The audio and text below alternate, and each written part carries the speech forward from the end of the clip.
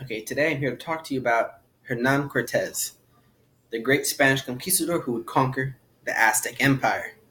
He was born in 1485 in Medellin, Spain, to a lesser noble family.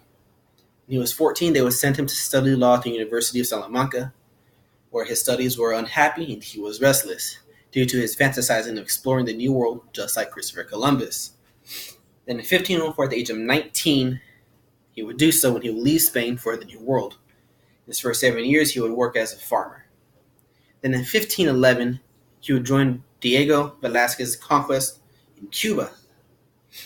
Now, eventually, he would work up in the ranks, and then he would serve as a mayor in Santiago for a short period of time. Then in 1518, he would plead with Diego, now the governor of Cuba, to lead a conquest into Mexico.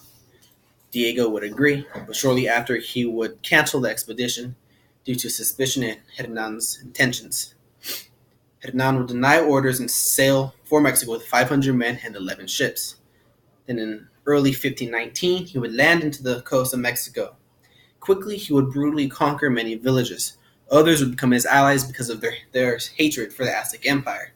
So his army would grow from 500 men to a massive army. Eventually, he would march into the Aztec Empire and into the capital city, where he was welcomed because the Aztecs thought he was a returning god. They were wrong. Shortly after returning, he would take their emperor hostage, hold him against his people, and while his army raided the city. He would eventually learn that a Spanish force sent by Diego would land on the coast, so he would retreat with part of his force to meet the Spanish force, which he defeated. He would then return to the capital of the Aztec Empire, which was now in full rebellion against him. He would be forced to retreat. Now, while regrouping, a massive smallpox incursion would devastate the Aztec Empire. So in 1521, when he would re-enter the capital city, he saw how devastated and destroyed in what was left of this once great empire. He would then rename and rebuild the city, named Mexico City, and he would eventually become the governor of what was called New Spain and what is modern-day Latin America. Shortly after, he would put down a rebellion in Honduras.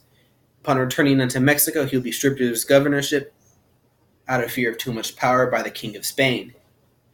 He would then return to Spain to plea to be made the governor of New Spain again, which was denied.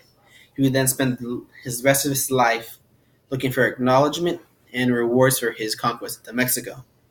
But he will always be known as the man who conquered the great Aztec Empire.